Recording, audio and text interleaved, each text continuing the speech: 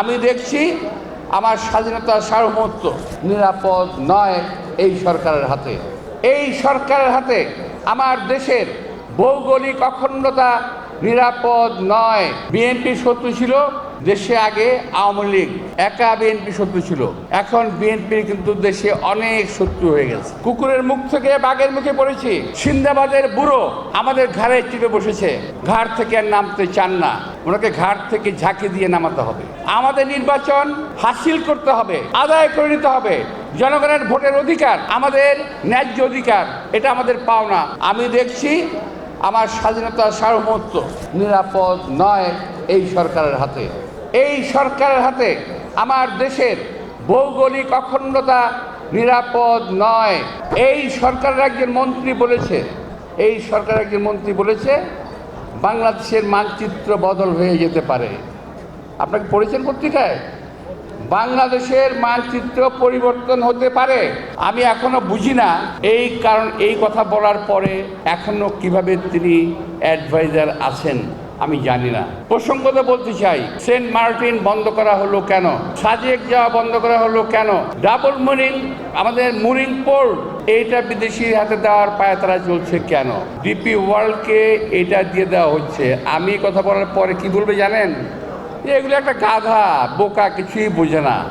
আমরা কিছুই বুঝি না। যত উন্নত করা সম্ভব সেটা আমরাই করব, বিদেশি কোনো শক্তির প্রয়োজন নাই। এই দেশ থেকে টাকা অর্জন হবে, সেই টাকা বিদেশে চলে যাবে, এটা আমরা হতে দেব না। অন্তর্বর্তীকালীন সরকার, নির্বাচন দেওয়া সরকার, দেশের কোনো নীতি নির্ধারণী বিষয়ে সিদ্ধান্ত নেওয়ার অধিকার তাদের নাই। দেশের অভ্যন্তরে আজকে আপনারা করিডোর দিতে চাচ্ছেন, আপনার বাড়ির মধ্য দিয়ে কাউকে যাওয়া আসার রাস্তা দিবেন? কেন দিবেন না? দিবেন না এই কারণে আপনি জানেন না ওই করিডোর দিয়ে কি আসা যাওয়া করবে। সাপ আসবে, ব্যাঙ আসবে, নাকি অন্য কিছু আসবে, আপনি জানেন না। সুতরাং এই করিডোর দেওয়ার বেলায় সাবধান হন, দেশের মানুষের মতামতের দিকে খেয়াল রাখেন। নির্বাচিত সরকার ছাড়া এই সিদ্ধান্ত নেওয়ার মালিক আপনারা নন। RICL TMX, যুগের পর যুগ স্থাপনা থাকে মজবুত। একটু সাবধান হওয়া দরকার। আমাদের যেমন সাবধান হতে হবে আমাদের নিজেদের বাঁচার জন্যে, এই সরকারকেও সাবধান হতে হবে দেশের মানুষের স্বার্থ রক্ষার জন্যে।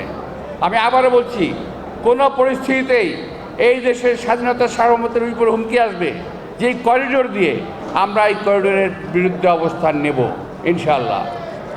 দেশ জাতি আজকে শুধু কুমিল্লা নয়, সারা বাংলাদেশে এই বান্ডি আমাদের ছড়িয়ে দিতে হবে যে আমরা এটা পছন্দ করছি না। সাজেক, আমি আবারও বলছি, সেন্ট মার্টিন, সাজেক করিডোর নিয়ে আপনাদের অবস্থান, সরকারের অবস্থান সুস্পষ্ট করুন। আপনার অবস্থান জাতির কাছে সুস্পষ্ট করুন। পত্রপত্রিকায় লিখতে দিন। আবারও পত্রপত্রিকায় গলা চেপে ধরেছেন আপনারা, সেই আওয়ামী লীগের মতো। তফাৎটা কী রইল? সামনে কিন্তু বিএনপির অনেক সমস্যা আছে। বিএনপি শত্রু ছিল দেশে আগে আওয়ামী লীগ একা বিএনপি শত্রু ছিল, এখন বিএনপির কিন্তু দেশে অনেক শত্রু হয়ে গেছে। অনেক দল আজকে বিএনপির শত্রু। বিএনপি কাউকে শত্রু ভাবে না। আমি স্পষ্ট বলতে চাই, যারা বিএনপিকে শত্রু ভাবেন, বিএনপি কাউকে শত্রু ভাবে না।